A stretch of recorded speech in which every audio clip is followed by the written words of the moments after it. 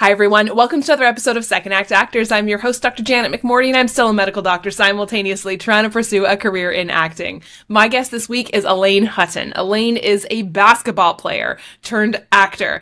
And oh my goodness, I love talking to former athletes. I've had quite a number on this show. And the transferable skills that come with a career in high-level sports, transferring them over into an acting career or a career in the entertainment industry, there's so many transferable skills that honestly I had no idea. And I work in sports medicine. Oh my goodness. Her story is unbelievable. From, again, like I said, a career high-level varsity basketball player, choosing to go to France and literally going to clown college, the biggest, most prestigious clown college in the world, let's be honest, and then coming back and pursuing a career in the entertainment industry and just not waiting for anyone to give her opportunity. She creates her own work, and her work is the type of art that sticks with you forever. And I know all of my listeners, you all have experienced this, right? When you've witnessed a piece of art in whatever medium it is, and it sticks with you and you don't forget it. Like, I think that's such a rare, powerful thing. And if you've ever seen any of Lester Tripp's, Elaine and Lauren's production company, if you've ever seen any of their work, you know this is the type of theater, this is the type of digital series, all the works of art that they do. It sticks with you for a long time. We talk about this in the episode at length because it's just been such a powerful, powerful thing for me to be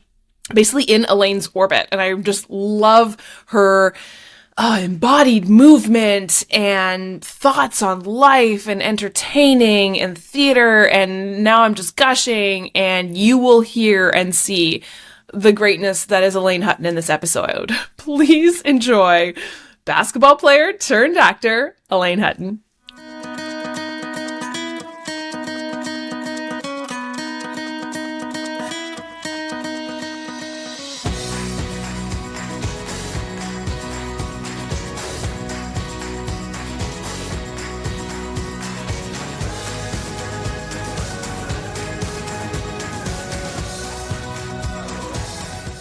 And it's interesting. I remember looking at some of my self-tapes, and now I've decided to just not click record, just record everything. Mm-hmm. And then I'll watch myself back and be like, why can't I look like that human being who's giggling with their reader in between takes? That's the most intriguing human. Well, I mean, that is, to me, it's like that's the whole goal and role as an actor, to find that like level of aliveness, self-consciousness, not being watched while you're being watched. Like, it always bothers me. My brother's friends would always be like, we can act, I could act, that's not that hard. I'm like, maybe like one time, but you can't do it again and again and find that same level of aliveness. Like, it's really difficult. And it's just like the moment you're, oh, we're not rolling. Ooh, I'm like, I'm using that. Yeah. You would never move like that. As soon as the camera's rolling, you're like, oh, hello. But you like didn't have it in the spine, or like there was like a different magic of aliveness because you weren't thinking about stuff. Yeah. And I think that's like, again, that's the crux of it all. That is it all in this career that everyone thinks they can do, because there's no certificate course that you can take that says now you've been licensed as an actor. Oh, everyone can do it. But I think what you said just there about the repeatability of it, and that, I think that's what builds a longevity of a career, right? The sustainability of this. And I think it's like, well, also it keeps you from, I don't know, having a panic attack and shitting your pants on set. Because like that's actually part of it. Because all those people are looking at you, and every second is $1 million. And if you don't have the training and the thing that will get you through your 100th take at 3 a.m., like the human psyche's not meant, like unprepared, like it's not meant to do that. No. So, yeah, it's really a safeguard in a way. Like, that's why you have training to, like, rely on. Yeah. I think. Totally. And I think about, like, if I relate it to any other career, like, for example, my medical career, like, in what world would I think that I could just run in and do, I don't know, a surgery? Maybe one time you could like flukily save someone's life. Yeah. But then doing it again and again and again. In what world would I think, yeah, I can totally do that without training? Yeah. Oh my God, how cocky and naive is that? And I think about, young hot stars who like, they just look the right part, and like looking the part in film is so much of it, which is like wild to me. Like coming from theater, like that's just not a limitation that I'm like into. And I just look at all these young hot stars, right? And okay. And then they get up against other actual actors. And I'm just like, oh, you shouldn't put them beside the other people. It just becomes so apparent because there's like nothing going on. Like the other actors have like depth, 3-dimension, and all this, and like every inhale is like full of something. And these other actors are like, I'm so hot. And I was like, oh no, why did we let you think that that was what the job is? Like, there's such a difference between like fame and like, you know what I mean? All of that kind of glossy looking stuff versus like what it actually means to be an actor. And I find it so wild how many of the like, we just like let the hotties do their thing and we're all like, that's fine. Until you put them beside Meryl Streep. Yeah. Until you put them beside Jodie Comer. Like until you place them beside someone who's doing so much more, doing what it actually means to be an actor. Oof. Like, yeah, you can skate by, but like until the day comes that you have to do it 100 times at 3 a.m., until you have to step in the ring with Meryl Streep. And it's funny, I think about because this happens, we see it all the time right now, right? Where the audience and the, like, who's consuming media right now and what type of media. And so a lot of it is like, you know, TikTok superstars. So big production companies are like, ooh, we need to get these big TikTok superstars into a movie because that'll make people want to come watch it. And then they put them up against, these big stars these big stars are there for a reason because it's like improv, right? You're there to make your scene partner look good. But what I've really noticed and really clocked about that, and I know I'm preaching to the converted, is, you know, how important listening is, right, as an actor. So they will not show the hottie listening because they don't know how to listen, right? They'll just, there's nothing to while show. the hottie's talking, they'll just be a talking head, and they'll like show them a little bit, but then they'll flip to like the Meryl Streep because she's listening, and that's the intriguing thing to watch. They'll show a couple scenes of the hottie to get the like hottie shoes. Yeah, exactly. To get that, and be like, yeah, they're in this film, come watch it. But no, they just immediately flip to the experienced actor who is so much more intriguing to look at for a long haul. I want to look at a hottie for a brief second. Sure. Better flipping the page in the magazine. But a 2-hour movie, I don't want to stare at that. Oof. And it's actually really funny because when I'm watching your podcast, I'm like, oh, it's so interesting. Like, you have to be listening so much. And I find myself actually like, after listening to the person like talking and like doing their thing, I'm like watching you listen. Like, I'm watching this thing, but I'm watching you because like, you're such an engaging, active listener. And I was like, oh, this is so. I'm like, how is she not like zoning out? And there's like, you know, like this kind of thing. Like, I'm like intrigued at the ability for like, I don't know, 10 minutes long, someone's telling a story, and you're just like, I'm with you. I'm with you. I'm like, how does she do it? That's so long. I think. Man, thank you. That like, and I know it sounds kind of, but and I know I'm preaching to a converted person who's trained how to listen. But one, my guests are very entertaining, and I really like their stories. Yes, for sure. But two, I think in my medical training, like my favorite part of being a doctor is one-on-one interaction with a patient, which we rarely get to do because it's all about paperwork.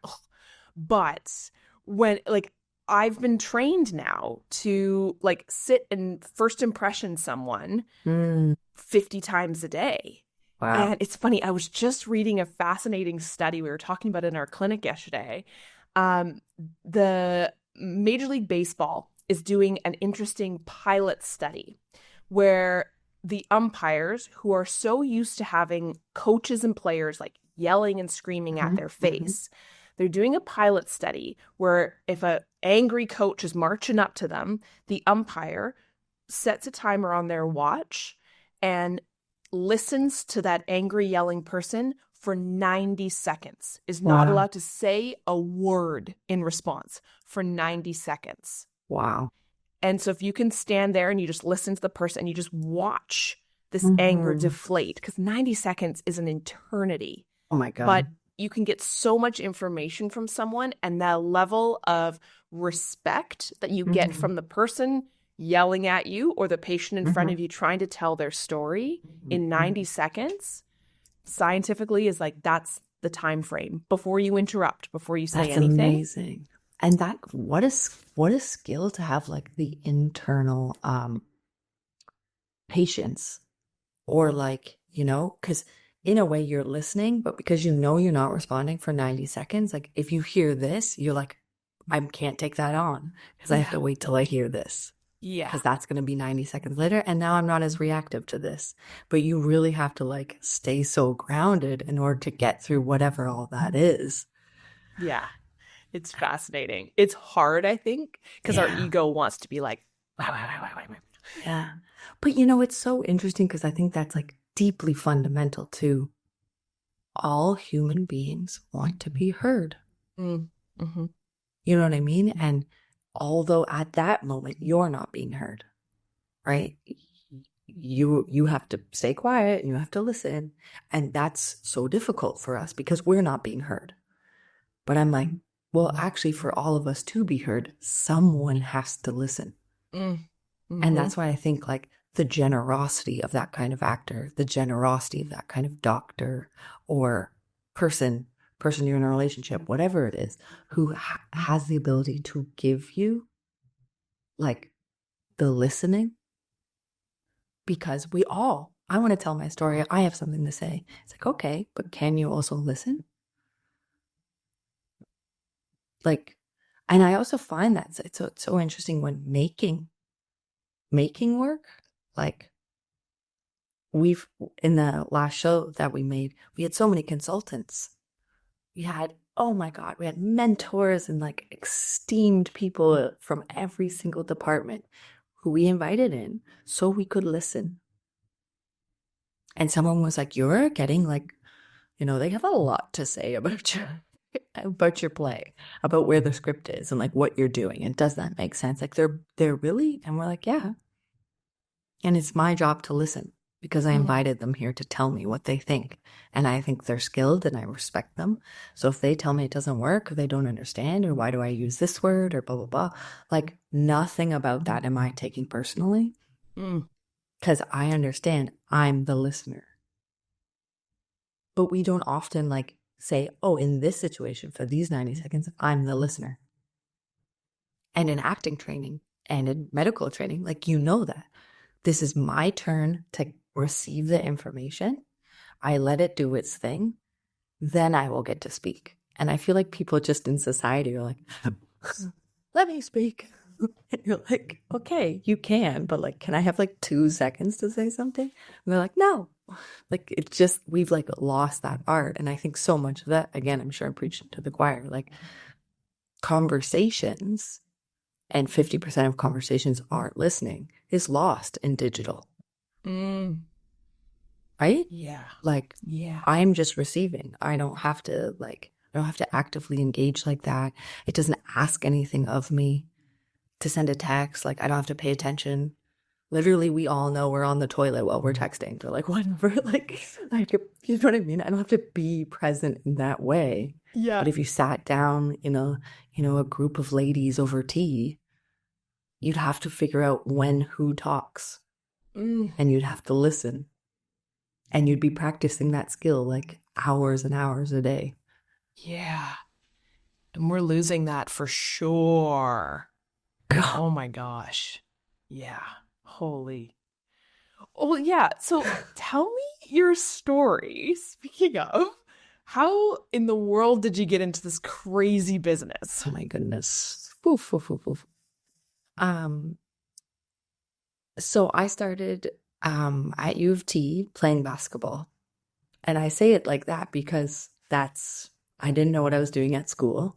I took like a bunch of random courses. I had a great 2 years just being like, I'll take equity studies, I'll take philosophy, I'll take sociology and psychology and media studies, and like all kinds of random stuff. But I was there to play basketball. And after 2 years, they were like, you have to pick a major.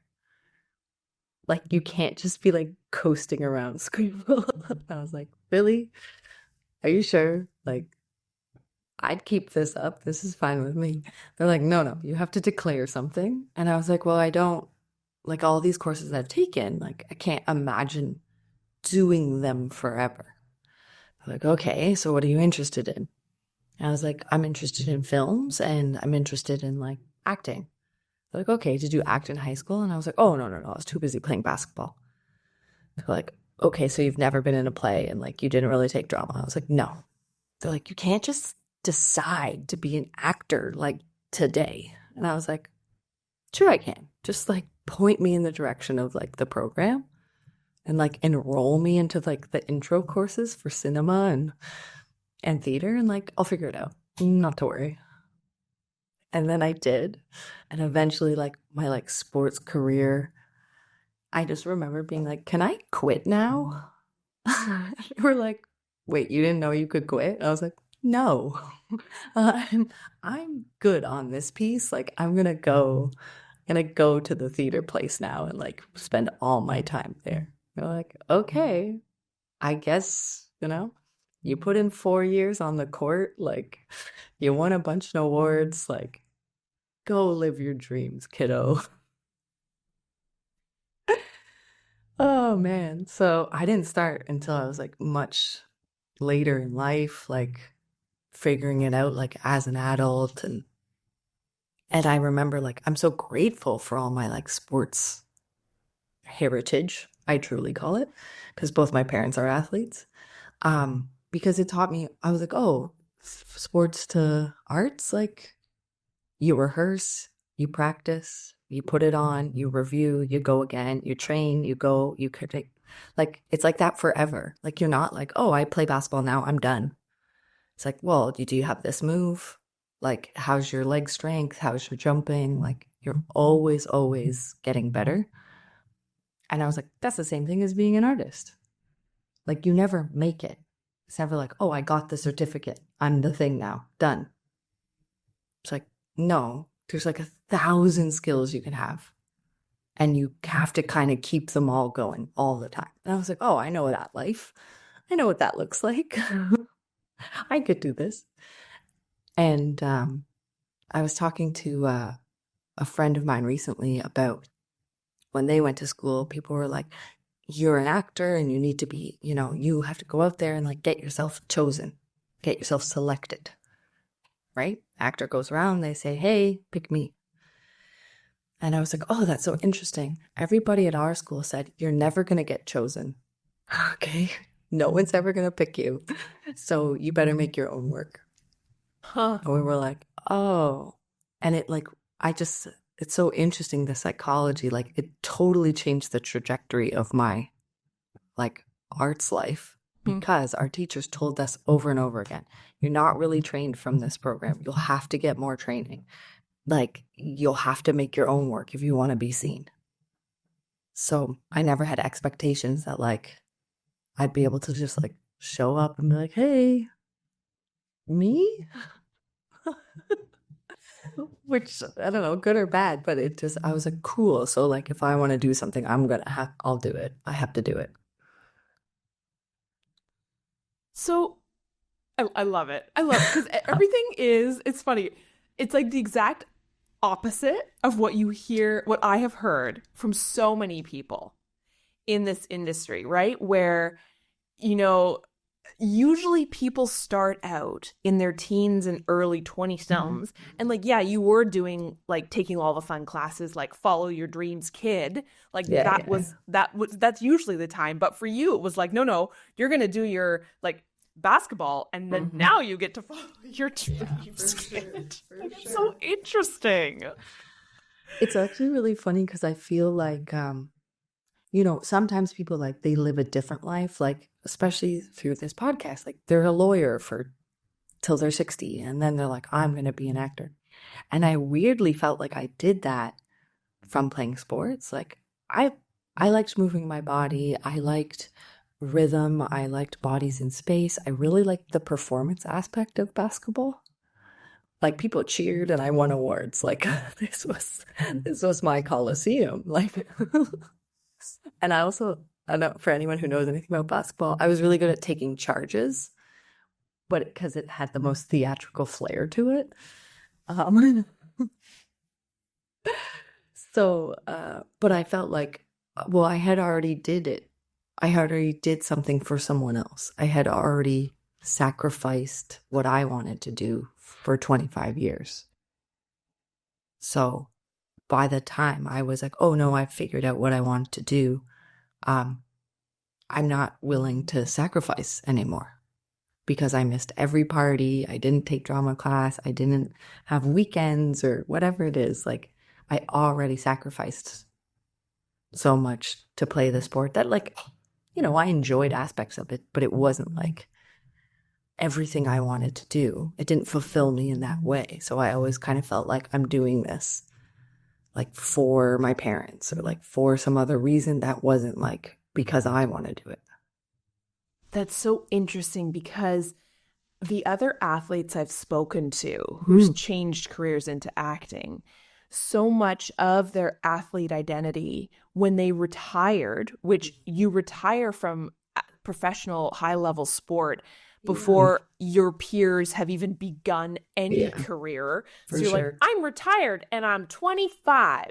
Yeah, I got to start something new. I haven't even hit 30. There's like a huge loss of identity that occurs with that, especially if you've been like in a varsity system, in a professional system, when people have been like, all hail you. That's you. Your schedule is set. You eat now, you play now. You've got people waiting on you hand and foot, basically. For sure. Like, but for you, it sounds because there was this kind of niggle in your brain. Did that occur? Did you have a big loss of identity? Not really. I felt like more like a breaking out of it. Like I felt like more like, oh, now I get to like stretch my wings. It was always so funny because I didn't really feel it until I went to what my mom calls clown college. But I went to Lecoq in France to do like physical theater training. That was really when I was like, oh, okay, this is like really makes sense to me. Because when I was playing sports, everyone was like, you're so weird.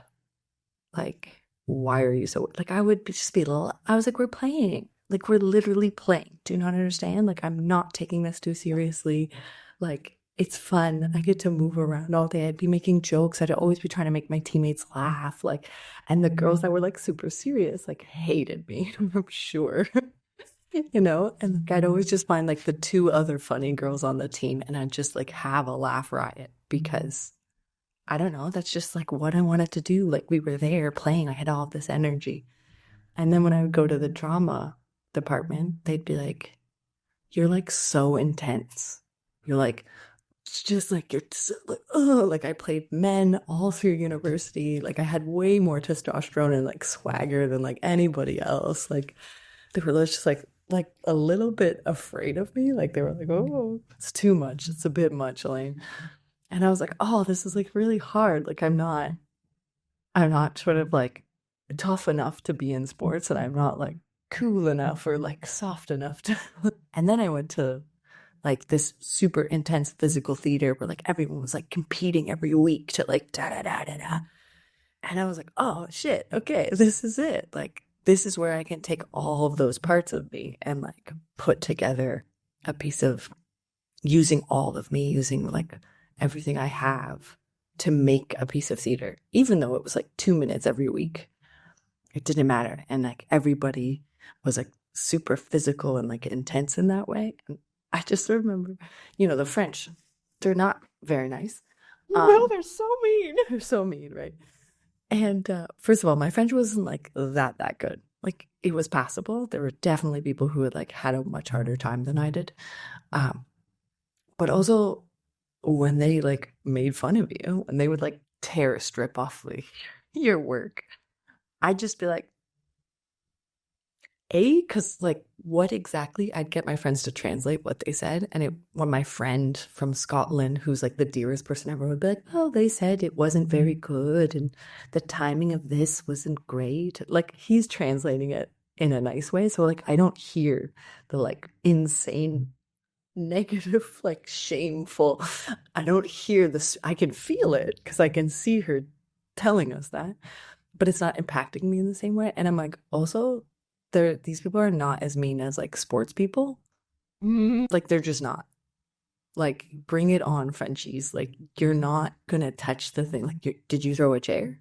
Did you whip a clipboard?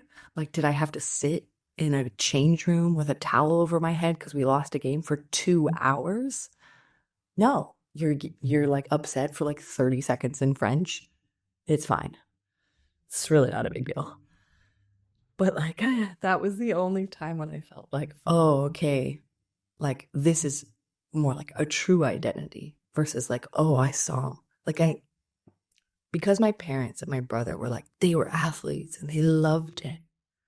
And everyone was like, sports. And I was like, yeah, but like also comedy. But like, can we watch a film? I'm like, do we have to be watching the NBA every night?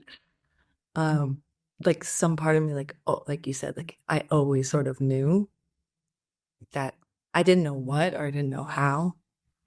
But I like knew that wasn't like all of what and obviously not that there's anything wrong with that. And I feel lucky that I didn't, have that sort of like, oh, I was 100% this thing and now I'm 100% nothing. And I have to like rebuild like piece of my identity by piece of my identity. I feel really grateful that I didn't. I just kind of like took all those skills and like put them into art like the next day and just like kept on trucking. So yeah, like what skills did you notice that you've brought from that athletic career now into your more artistic life? Failing. Failing again and again and again and again and again and again. And it's just like you miss shots, like you miss a bucket. And then I would be like, oh, why did I miss that? And then the next time I'd shoot again and I'd try and calibrate and I'd try and calibrate. And then I'd get it. And when I'm performing, I'm like, oh, that didn't land. Like, why didn't that land? Okay, let me try it this way. Let me try it that way. Let me try it this way. Okay, now it's landed. And it's silly, but it's like it's as simple as that in that particular way, because my ability to take in all of the pieces of information, integrate them into my body, calibrate them quickly, and then have another like output is like very fast. Because even though it's different skills, like that's what you do as an athlete. You're taking in the speed of the other player and this and the clock, and you're taking in like 100 different pieces of information. You're making physical decisions really, really quickly, and you're calibrating accordingly. And it's never the same twice, even though you're doing the same move. Like I'm taking the same shot a million times, and it's never the same. To me, that's what performance, that is the like fundamental seed of performance. And then of course, like, I'm sure you've heard like teamwork and practice and discipline and like, before I do shows, just like before I had a game, I have to eat at like 2 p.m. if I have a game at 6, like all that kind of like physical care. Like your body is your instrument for sports. Your body is your instrument as a performer. Like there's just like a million things in that category. But I find, yeah, Oops, go sorry, ahead. go ahead. No, No. go ahead. You go. No, I just you. When you shifted more into this career, was there anything that surprised you? It's interesting because, like, I would generally say, like, how much business was needed. Like, yes, my teachers really prepared us for, like, they would tell us all the time, and I feel actually super grateful that they were like, this is really hard. If you have a plan B, go do it. If you don't love being in the dark room of a theater, don't be here. Like, if, you know, it's so difficult that if you can do anything else, you should go do it. They told us that like every 2 months for 4 years. And eventually you're like, oh, okay. Like, it's not very encouraging, but it was so expectations making for me that, like, I knew it was going to be so hard. Like, in the same way, like, sports is so hard, and like only one team gets, or one person gets to be the champ. You know what I mean? Like, the rest of us are losers. Like, that's how that goes. Like, sports is so hard. And also, like, I knew people who were like in the Olympics and like they made like $20. Like, you know what I mean? It's not like there wasn't money in sports, especially for females, for a long time. And even still, it's like 1%. So it's not like, oh, sports made me think I was going to be rich and it was going to be easier. Like, there's an easy step ladder. It didn't. So I sort of like knew that about, you know, theater or art making. But I think the thing that surprised me the most is like, okay. I have to be a businessman. Like, I have to like run my own business. I have to understand budgets. I have to understand accounting. I have to get a lawyer. Like, you know, like being your own producer, running your own business, still having all that sort of business skill to be in this industry is so paramount. And I wish I sort of like, I learned that, like, you know, we've been like scraping by or like putting those skills together for years, but I sort of wish I knew that more going in so that I could have like started to prepare earlier or like picked up more of those skills, opposed to just being like, oh, so we have to do that? Okay, so like let me learn a whole new like Excel sheet. Like, doesn't someone else do this? Like, can't I just make the art? No, not yet, and maybe not ever. So learn your Excel sheets. Just like, well, it's interesting. Well, yeah, but it's interesting to think about expectation management, right? Because, you know, I kind of hate when people are like, if you want to do anything else, go do it. And I remember when I was in my undergrad, and you know, for biology 100, right? The teacher asked, how many of you want to go to medical school? And like everyone puts up their hand. And she's like, well, 4 of you will. So if there's anything else you think you can do, go do that, right? Like, look around you. Everyone wants to be a doctor. And I just remember being like, I don't know, like having that expectation management, but also being a very logical, pragmatic human being who was like, okay, that's like, sure, that's just reality. It's a fact. Yeah, it's not like, oh, I'm going to like emotionally be traumatized by this, where I think a lot of people can be. And I'm not saying I'm great, but it's just an interesting brain shift when the expectations are so like negative. Abysmal. Yes. You're like, okay, it's the end of the world and everything's on fire. I guess I'll just keep going. Yeah. Like, it's an interesting mindset. Do you think that comes from like that sort of like, because I often think about this, like the sports mentality of like, there's X number of people like coming at you, right? Or like you're hurt. but the game is on the line. Like, you have to fortify so much resilience, like in your psyche and in your bones, to like be like, I'll overcome. Oh, we lost by 30. We have to play again tomorrow. I'll overcome in 24 hours. I have to like get over the fact we were just like deeply embarrassed by like losing by 33, and I have to like put my jersey back on and like show back up. Like, I think it like fortifies something in you to be like, oh, it's like deeply, deeply impossible to do this. Yeah. So what's new? Like, yeah. Yep. Okay. Yep. For sure. Mm-hmm. I See think you there's tomorrow. also- yeah, see you tomorrow. There's also a weird feeling of like, yeah, you were saying, I don't care, and I don't think anyone else does either. So why not just do it? Yeah. Meh, no one's paying attention to me. I mean, I really, like, at least for me, I do check once a year. Can I do anything else? Can I be a plumber? Like, I check. I said, can I work in arts administration? Could I be like a teacher? I ask myself, like, at least once a year, maybe twice, depending on how things are going.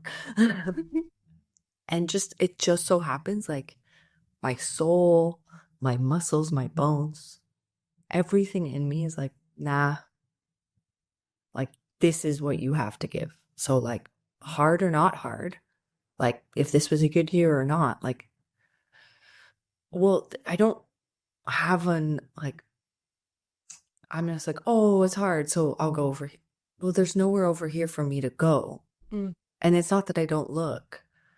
And like, I'm super, it's not that I haven't had other jobs or like, I do other things. It's not that. But like, when I'm like, well, what am I spending all of my time doing? What am I committing myself to? What am I taking? I have so much energy and curiosity and like just intensity. And I'm like, it's gotta go somewhere. So I'm like, where else is it gonna go? And maybe, if I took like tango classes 7 nights a week and worked at the bank, like, would that balance it? Like, I don't know. Because like, I get to use so many weird skills and abilities and brain patterns and curiosities, and like, I learn something new every day, and I'm always being challenged, and like, that's what I like. I actually like that it's hard all the time. I like that it's asking something of me new every day, not only as an artist, but as a person. It's like, oh, you want to bring your ego into the room? You're going to get trampled. You're going to cry every day if you take that personally. So you better get over yourself. I'm like, okay, better get over myself because I don't want to cry every day. But it asks that of me. Where like, if I worked at wherever, it may not. It may just ask for me to like show up to the Christmas party and not get too drunk. That may be the biggest ask from that corporate environment. You know what I mean? It would just ask different things of me. And I enjoy the challenge of like, oof, I got to find a way to like manage all the emotions and the like despairs and the like energies and the giving and the bound. Like, ooh, it's very hard. Well, yeah, like, do you have any advice then for people who are interested in changing careers or just exploring that part of themselves, or also like if they're feeling that similar way to how you're feeling, how to capitalize on that? I don't mean that in a capitalism way. Yeah, totally. I heard you. Because you didn't say monetize. Lord, no, go do anything else. Yeah, totally. Literally anything else. Go on TikTok. I think 2 things. I think, and I know like lots of people on your podcast have talked about this, but like having any sort of other job or something financial security while you're trying to do this is like, it's actually so important because it takes the edge off what you're trying to do over here. Like, I've been personal training for years and like teaching yoga and, you know, helping other people move their body and like get in touch with it and things like that. And for the most part, it like covers all my expenses. And like whatever I make from art is kind of like, oh, like now I can go on vacation or like order from Amazon one too many times when I'm sad, you know, classic stuff. But because of that, I never feel like, oh, I have to take that thing or like, oh, that's my only opportunity. So like I better. Or when we don't get a grant or I don't get an opportunity, I'm just like, yeah, okay, see you tomorrow. Because I'm not worried about like, how do I cover my body, my head, like keeping that out of my artistic decisions it's actually, and again, I think lots of people do talk about it on your podcast and you talk about it. And I think it's like really important that in order for me to have my creative soul be able to like do what it wants to do, it has to be free from the burden of, yes, but then I won't be able to afford this sandwich. Because that question really hampers the choices that you'll make in your creative realm. So that's the first thing I would say to anybody. Like, find some other thing that you can do that gives you some joy, that can give you some money, that works with your schedule, that doesn't eat away at your soul. You know, find some pleasure in like some other task. And then the other thing is like, first to follow your curiosity about like, oh, I'm really interested in this music or movement or this writer or whatever it is. And then try and do it yourself, whatever that means. That could be just on your own. I'm going to dance classes. That could be I'm going to vocal classes, or that means I'm going to go ask that person for a coffee because they're really into that, or they made a show that was like that. And I'm going to just keep following that, but I'm doing it. Like, I'm not waiting for someone else to give me the opportunity, or I'm not just like applying for things and like hoping someone lets me do it. To me, that is also soul crushing. And like, yeah, of course, so much of it is, will they let me do it? In the same way, like I can't play a whole game of basketball without 9 other people and a referee and a gym. I can't do that. But I can also take one ball and dribble around, or I can find a hoop. Like, I can find ways to participate it on my own that continues to fuel and advance me until the day, the big game has come. The opportunity has arisen for me to like, with more than $8 and one other person, like, to make something interesting.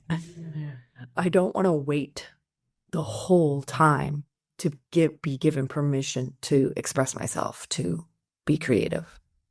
So yeah, 5 projects and 4 of them you're waiting, and 1 of them you can actively do on your own. That's amazing advice. What would you say? Because you said your family are all athletes. What would they?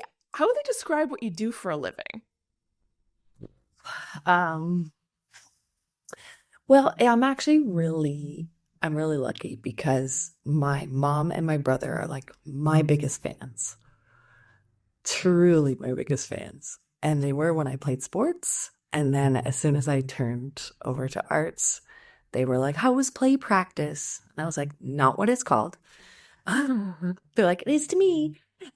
For the first couple of years, they're like, how many points did you score at your show tonight? And I'd have to explain it to them. I was like, well, like as a team, we sort of lost, but like I scored pretty good. Or like, I'd have to explain in those terms. And then, they figured out what it is that I do and how to talk about it a little bit more. But they've always loved watching me perform. They loved watching me. And I think my mom and my brother are actually super responsible for my performance skills, My brother's very funny, but very quiet. And I was born on his birthday. So when my mom brought me home, she was like, "This is your birthday present. It's your little sister."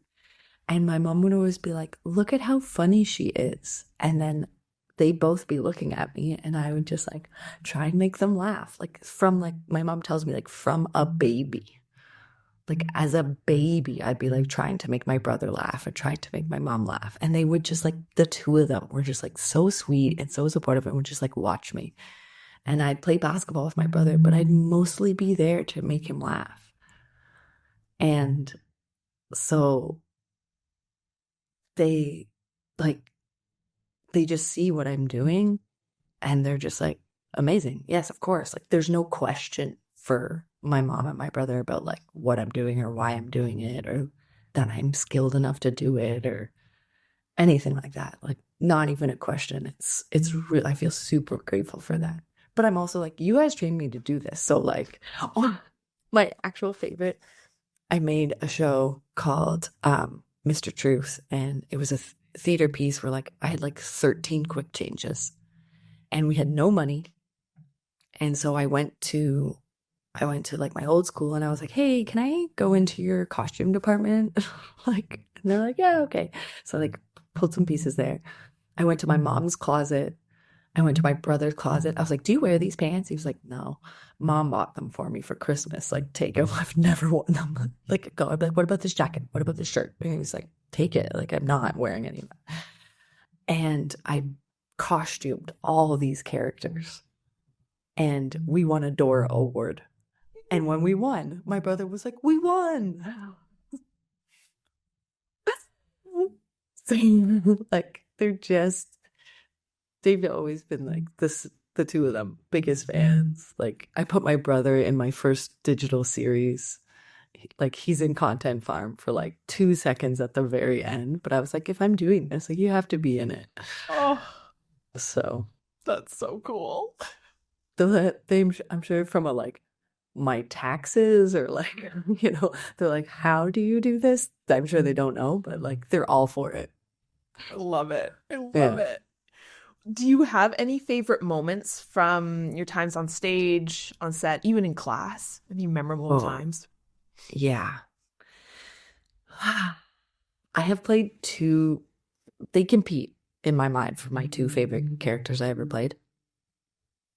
The first one was, this was like a post-apocalyptic show. So like, the world had come down, everything was covered in garbage, and it was like a Wizard of Oz journey. So Lauren, my creative partner, played like the Dorothy character, and I got to play all the different people that she met, like in this like trash scape. And this character was like, his backstory was like epic, even though like people may or may not, our writing wasn't as good as it is now. May or may not have known anything about him, but I knew he was like a middle manager who like was kind of responsible for like a factory fire, and like he had PTSD because he couldn't, from the CEOs being like, "This is how you have to run it," and then the people were like, "This isn't safe," and he kind of like couldn't do anything about it. And so she meets this character and he's got a bear trap on his leg and he's tied up in a rope. And I'm wearing a wig that I got from my grandmother backwards. Okay? It was like an actual wig that my grandmother wore for however long. And then she gave it to me because I'm the artist. So I inherit all the wigs and furs. And so I had this like crazy wig on backwards, and this guy was like out of his mind, and he kept hopping on his broken foot, and he would just like, take his rope and like turn it into a microphone, and he would tell really bad jokes, and he would like tell this little fable about how his family left him by the well because he was too dangerous, and he would just like kick and sprinkle, and he was just like so heartbreaking, but covered in so much like, I don't know, PTSD or mania or just like he was so springy and fiery and dangerous. But what was underneath him was like so much sadness and hurt.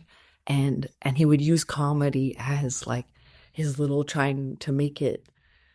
And I was like, oh, this character feels very close. But like I was tied up to a rope that I could like run to the end of it and like jump at the audience. And I had a bear trap on my foot, so I'd have to like stomp on the thing. And I once got like wrapped up in the rope and I like swung my leg around to like save myself while I had a bear trap on my foot. And I was like, oh my God. Later I was like, I almost died. Like, that was so dangerous. So dangerous. So like, he, again, in the same way, like I love to play characters that like they ask everything of me. Like, that's not a little story. That's not a little bit of emotion. That is not low stakes. Like, that person was epic. How they felt was epic. What they were doing with their body was epic.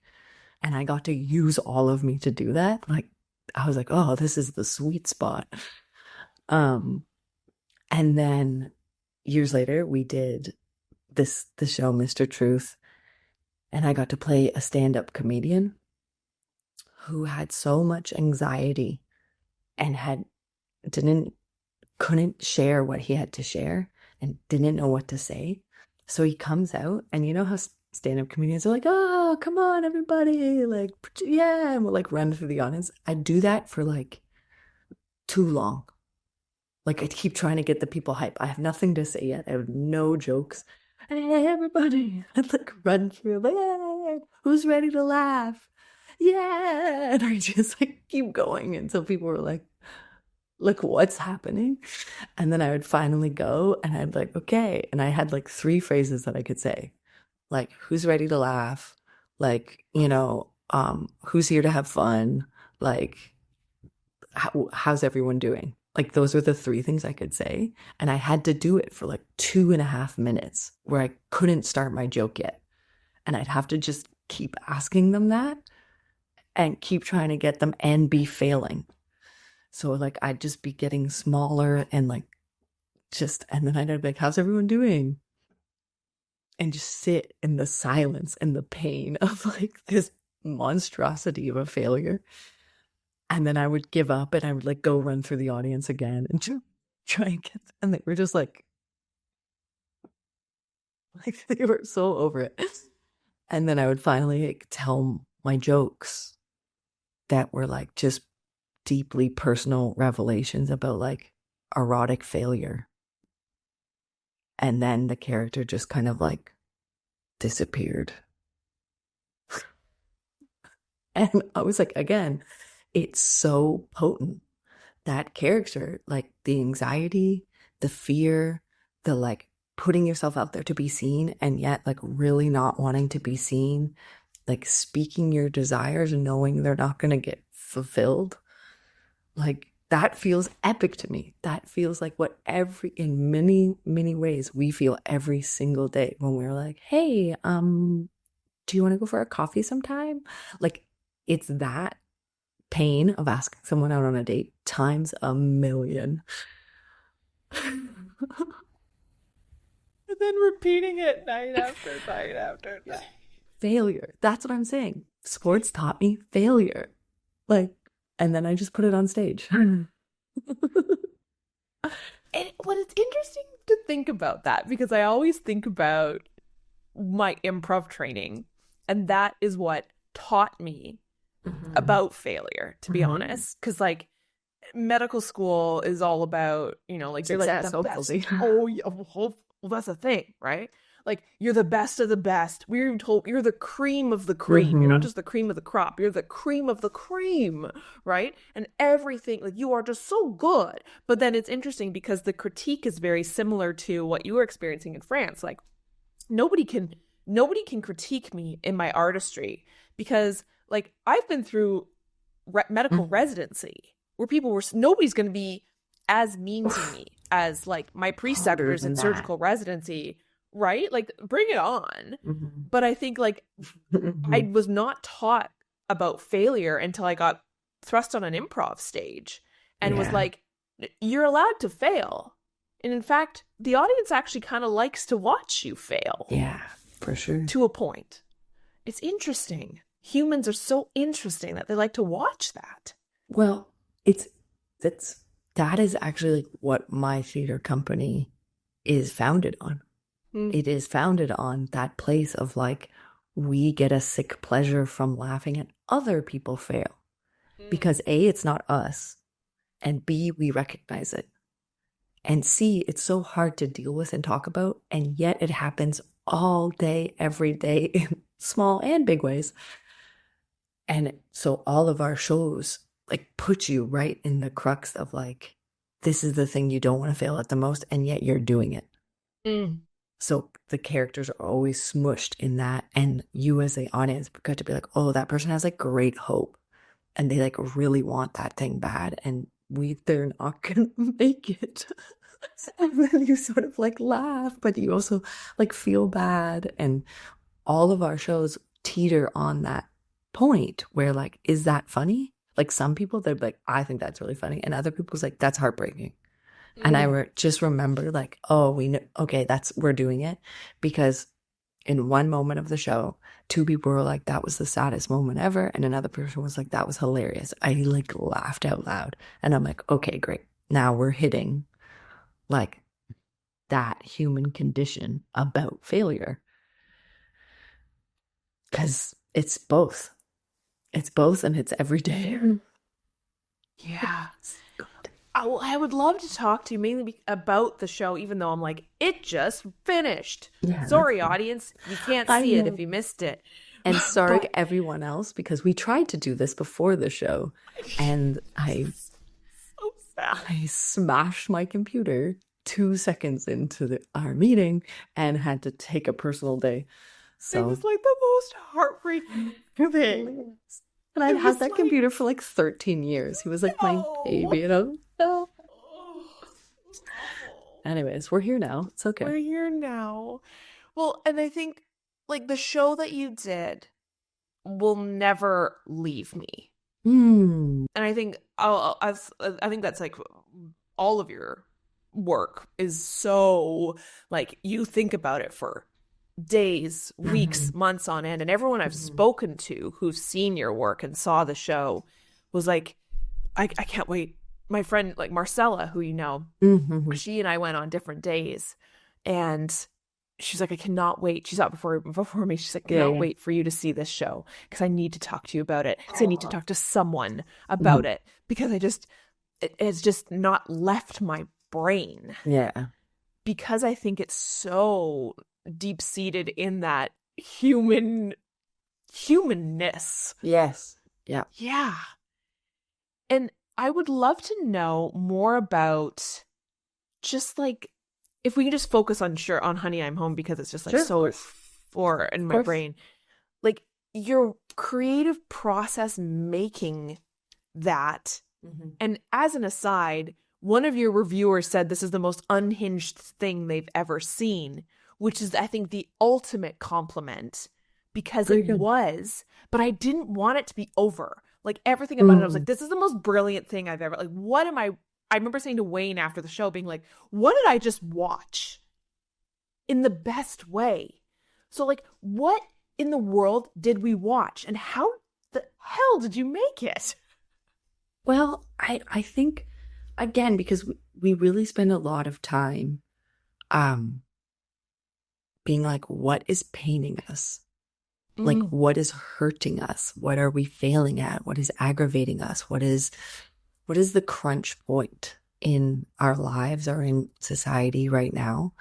And this particular one, we're like, I'm so tired of all this like digital everything. Like it is taking, we just had so many stories about like hours, days being lost, fighting with the Zoom rooms or fighting with the robots on the thing that you can't quite. And we were talking about how like, because we're inundated with that so much and we're disconnected from like, oh, you and I, even now, like I even thought about it. I was like, oh, should I like ask Janet if I can like come to her house and like have a tea and we record this in a different way, because like this is part of the like, why aren't we sitting together? Why aren't I breathing your air? Like, you know, and just like how, because that's almost all of our interactions now. Almost everything, like I'm like 0, 0, like, let me talk to a person 0, 0, 0, like they're not there. Like our patience, it's like doing something to our brains. We're like, if I have to deal with that 50 times a day instead of once a month, my nervous system and my nerves to deal with it is getting to a point where I can't handle this anymore. So like there was that. And I think the thing about our work is like, and it takes a long time to get good at this, but like, we're like, okay, here's 50 threats. So you as an audience member may get 6 of them or 2 of them really strongly. But if you keep sitting and thinking about it, like you might get all 50. Because we're like, yeah, that's one aspect of it. And another aspect of it is like, well, like jobs used to be more physical and they're not anymore. But also corporations are like, hey, we're helping. And they're like, no, you're not. You're absolutely not helping.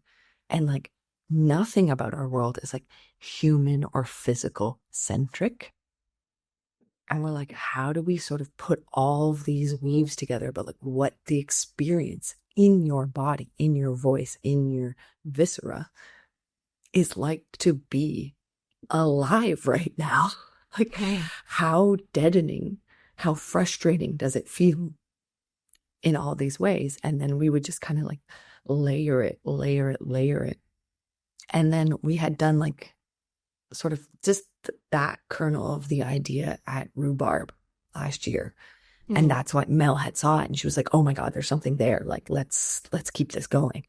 And she asked for like 60 minutes. Like, I want a full story, like figure out where this goes. And we were like, oh, okay.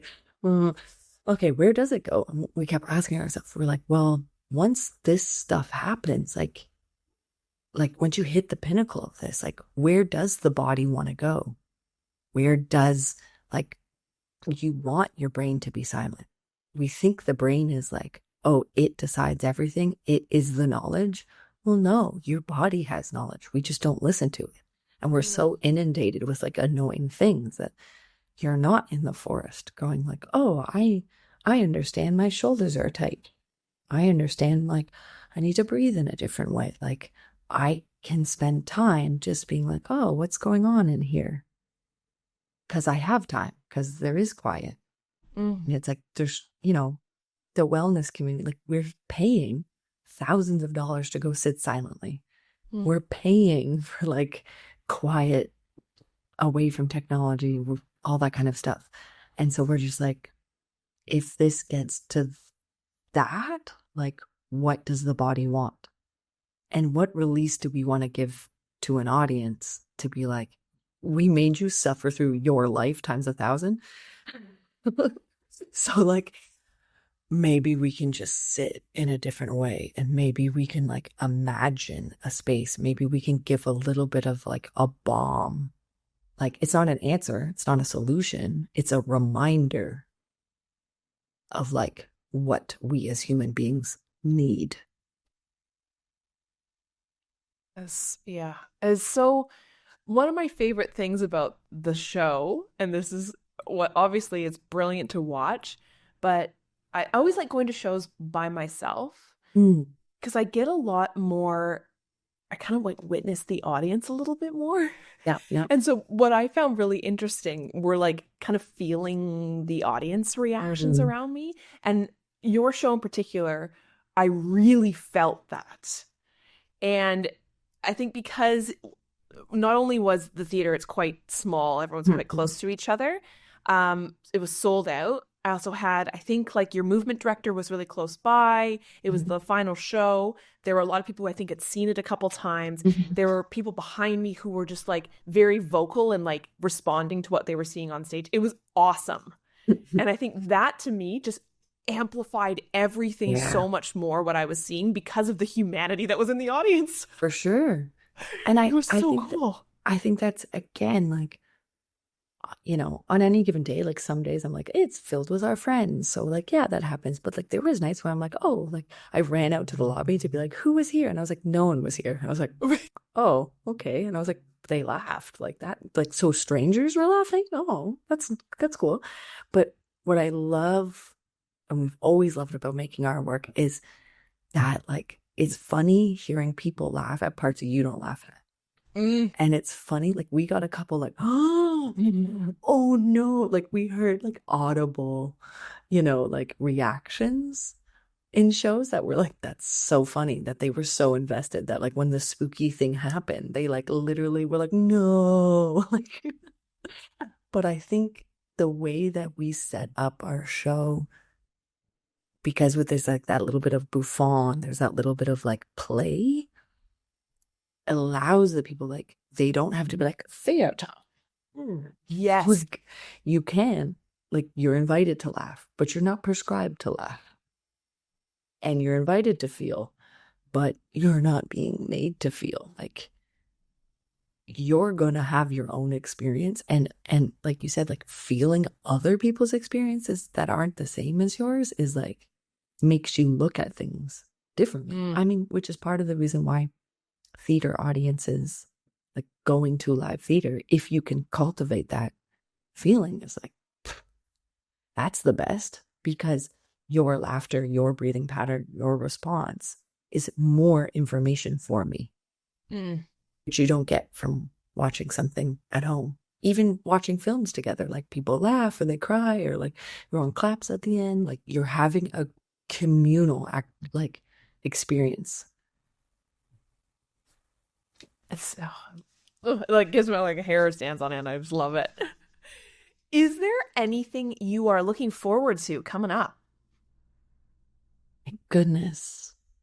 Yeah, it's been an interesting, like, this show sort of got a little more people's, a little more interest in our work and what we're up to and things like that. So it feels like, there's like interesting momentum, and we have like many more plays to make, and just like continuing. I always say that we have like IP coming out our butts, like so many ideas, and like trying to find, like, is this a film? Is this a series? Is this a play? Like, there's always having these like turtles running to the ocean before the seagulls get them. It's like, has always been, you know, how we operate as a company. But now I'm like, there's opportunities, like there's at least the potential for opportunities, and getting to be in the room and making stuff, and like, oh man, like again, the challenges of like, how are we gonna, like, the number of times people are like, how are you gonna do that? We're like, just wait. Like, we once wrote, we're like, we're gonna put Lauren in a washing machine, and the people at CBC were like, how? We're like, don't worry about it, we'll figure it out. We'll make it by hand and spin her with 7 people. Like, we'll do it. And so like that, being confronted with that challenge again and again. And again, it's like the beautiful thing of like, if I get more opportunities to do that, to be in the room, to be like, solve this problem in the most interesting, creative, human, and funny way. Like, so basically I'm looking forward to anytime I get to do that, where I'm not sitting alone in the dark, having just ordered something from Amazon, being like, should I be a plumber? Do you have any final words of wisdom or advice? Protect your soul and your spine. Like, whatever you gotta do to protect your soul, by having like great people you love, by having mentors, by having another job, by whatever it is, protect your soul. And if our spine goes and we're all look like that, like, you really can't do anything else. You don't get to go skating or walk with your friend or like jump around or whatever it is we want to do.